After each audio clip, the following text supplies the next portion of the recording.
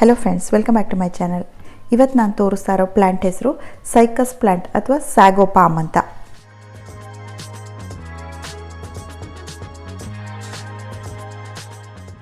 ಈ ಸೈಕಸ್ ಪ್ಲಾಂಟ್ನ ನೋಡಿರೋರೆಲ್ಲರೂ ಸಾಮಾನ್ಯವಾಗಿ ಪ್ಲಾಂಟ್ ಈ ರೀತಿ ಇದ್ದಾಗ ನೋಡಿರ್ತೀರಾ ಅನ್ಸುತ್ತೆ। ಇವಾಗ ಇದರಲ್ಲಿ ಹೊಸ ಗ್ರೋತ್ ಬರ್ತಾ ಇದೆ, ಹೊಸ ಎಲೆಗಳು ಬರ್ತಾ ಇದೆ। ಈ ಹೊಸ ಗ್ರೋತ್ ಅಥವಾ ಹೊಸ ಎಲೆಗಳು ಬರಬೇಕಾದ್ರೆ ತುಂಬ ಜನ ನೋಡಿರಲ್ಲ ಅಂತ ಅನ್ಕೊಳ್ತೀನಿ। ಹಾಗಾಗಿ ಈ ಬ್ಯೂಟಿಫುಲ್ ಆಗಿರೋ ಎಲೆಗಳನ್ನ ನಿಮಗೆ ತೋರಿಸಬೇಕು ಅಂತ ನಾನು ಈ ವಿಡಿಯೋ ಮಾಡ್ತಾ ಇದ್ದೀನಿ। So once again welcome back to my channel. Sago ಪಾಮಲ್ಲಿ ಹೊಸ ಗ್ರೋತ್ ಅಥವಾ ಹೊಸ ಎಲೆಗಳು ಯಾವಾಗಲೂ ಬರಲ್ಲ, ವರ್ಷಕ್ಕೆ ಒಂದು ಸಲ ಮಾತ್ರ ಬರುತ್ತೆ। ಕೆಲವು ಗಿಡಗಳಲ್ಲಿ 2 ವರ್ಷಕ್ಕೊಂದ್ಸಲ ಅಥವಾ 3 ವರ್ಷಕ್ಕೊಂದ್ಸಲ ಬರುತ್ತೆ। ಈ ಗಿಡದ ಆಯಸ್ ಕೇಳಿಬಿಟ್ರೆ ನೀವು ಆಶ್ಚರ್ಯ ಪಡ್ತೀರಾ, 100 ವರ್ಷಕ್ಕಿಂತ ಜಾಸ್ತಿ ವರ್ಷ ಬದುಕುತ್ತೆ। ಈ ಗಿಡಕ್ಕೆ 15 ವರ್ಷ ಆಗಿದೆ।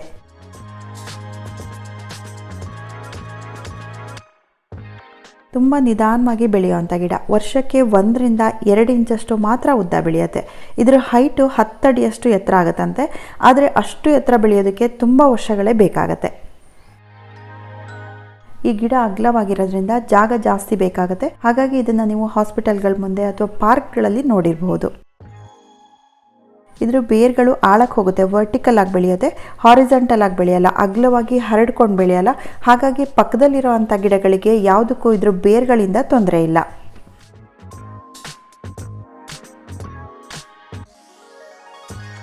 ಈ ಗಿಡನ ಪಾಟಲ್ಲಿ ಕೂಡ ಬೆಳೆಸ್ಬೋದು। ಈ ಗಿಡ ಹೇಗೂ ತುಂಬ ಸ್ಲೋ ಆಗಿ ಬೆಳೆಯೋದ್ರಿಂದ ತುಂಬ ದೊಡ್ಡದಾಗಿ ಬೆಳೆಯಲ್ಲ। ನೆಲದ ಮೇಲೆ ಹಾಕಿದರೆ ದೊಡ್ಡದಾಗಿ ಬೆಳೆಯುತ್ತೆ, ಆದರೆ ಪಾಟಲ್ಲಿ ಹಾಕಿದರೆ ಇಷ್ಟು ದೊಡ್ಡದಾಗಿ ಬೆಳೆಯಲ್ಲ। ಪಾಟಲ್ಲಿ ಬೆಳೆಯೋರು ವರ್ಷಕ್ಕೊಂದ್ಸಲ ರಿಪಾಟ್ ಮಾಡ್ತಾ ಇರಬೇಕಾಗತ್ತೆ। ಫುಲ್ ಸನ್ಲೈಟಲ್ಲಿ ಬೆಳೆಯುವಂಥ ಗಿಡ ಇದು, ನೀರು ಜಾಸ್ತಿ ಬೇಡ। ಪಾಟಲ್ಲಿ ಹಾಕಿದರೆ ಮಣ್ಣು ಡ್ರೈ ಆದ ತಕ್ಷಣ ನೀರು ಹಾಕಬೇಕು। ನಾವು ಇದನ್ನು ಗ್ರೌಂಡಲ್ಲಿ ಹಾಕಿರೋದ್ರಿಂದ ಇದಕ್ಕೆ ಯಾವುದೇ ರೀತಿ ಸ್ಪೆಷಲ್ ಕೇರ್ ಮಾಡಲ್ಲ।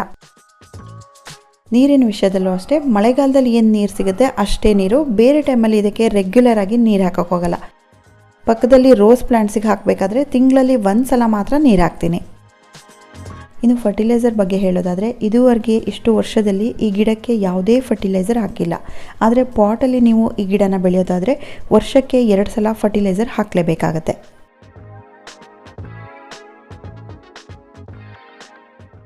ಆದರೆ ನಾನೇನು ಮಾಡ್ತೀನಿ ಅಂದರೆ, ಪಕ್ಕದಲ್ಲಿರೋ ರೋಸ್ ಪ್ಲಾಂಟ್ಸ್ಗೆ ಬಂದಿರೋ ಕಳೆನೆಲ್ಲ ತೆಗೆದಾಗ ಇದ್ರ ಬುಡಕ್ಕೆ ಹಾಕ್ತೀನಿ।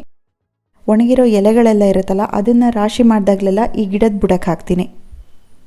ಇದಿಷ್ಟು ಬಿಟ್ಟರೆ ಈ ಗಿಡಕ್ಕೆ ಬೇರೆ ಯಾವುದೇ ರೀತಿ ಕೇರ್ ಮಾಡಲ್ಲ। ಈ ಸೈಕಸ್ ಪ್ಲಾಂಟ್ನ ನೀವು ಪಾಟಲ್ಲಿ ಏನಾದರೂ ನೆಡೋದಾದರೆ ಯಾವ ರೀತಿ ಪಾಟ್ ಮಿಕ್ಸ್ಚರ್ ತೊಗೋಬೇಕು ಅಂತಂದರೆ, ಸಕ್ಯುಲೆಂಟ್ಸ್ ಮತ್ತು ಕ್ಯಾಕ್ಟಸ್ಗೆ ಹಾಕುವಂಥ ಪಾಟ್ ಮಿಕ್ಸ್ಚರೇ ತೊಗೋಬೇಕು। ಮಣ್ಣು ಮತ್ತು ಕಾಂಪೋಸ್ಟನ್ನು ಒಂದೊಂದು ಭಾಗ ತೊಗೋಬೇಕು, ಅದರದ್ದು 2ರಷ್ಟು ಮರಳನ್ನು ತೊಗೋಬೇಕು।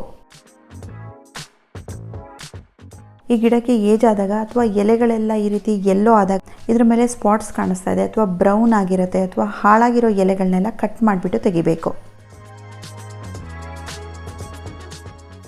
ಹೇಗೂ ಹೊಸ ಎಲೆಗಳೆಲ್ಲ ಬರ್ತಾ ಇರೋದ್ರಿಂದ ಈ ಹಳೆ ಎಲೆಗಳನ್ನೆಲ್ಲ ಕಟ್ ಮಾಡಿಬಿಟ್ಟು ತೆಗೆಯೋಣ ಅಂತ ಟ್ರೈ ಮಾಡಿದೆ, ಆದರೆ ಇದ್ರ ಎಲೆಗಳೆಲ್ಲ ಎಷ್ಟು ಗಟ್ಟಿಯಾಗಿರುತ್ತೆ ಅಂದರೆ ದೊಡ್ಡ ಸೀಸರಲ್ಲಿ ಕೂಡ ಆಗಲ್ಲ। ಹಾಗಾಗಿ ಒಬ್ಬ ಹೆಲ್ಪರ್ ಕಡೆಯಿಂದನೇ ಎಲ್ಲ ಎಲೆಗಳನ್ನು ಕಟ್ ಮಾಡಿಬಿಟ್ಟು ತೆಗೆಸ್ಬಿಟ್ಟೆ।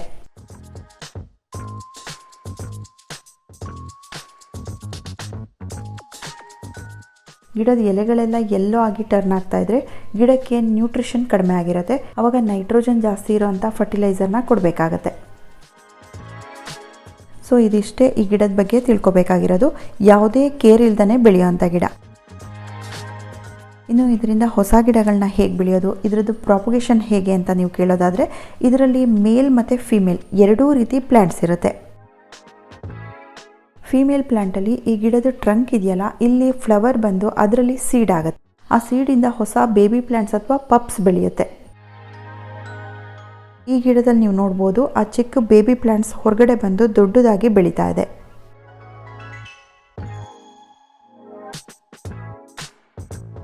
ಈ ಗಿಡನ ನಾನು ಇಲ್ಲೇ ಬೆಳೆಯೋಕೆ ಬಿಡಲ್ಲ, ಇದನ್ನು ಬೇರೆ ಕಡೆಗೆ ಶಿಫ್ಟ್ ಮಾಡ್ತೀನಿ। ಇದನ್ನು ಇಲ್ಲೇ ಬಿಟ್ಟರೆ ಅದಕ್ಕೆ ಎಲೆಗಳು ಬೆಳೆಯೋದಕ್ಕೆ ಜಾಗ ಸಾಕಾಗಲ್ಲ, ಹಾಗಾಗಿ ಇದನ್ನು ನಾನು ಬೇರೆ ಕಡೆಗೆ ಶಿಫ್ಟ್ ಮಾಡ್ತೀನಿ।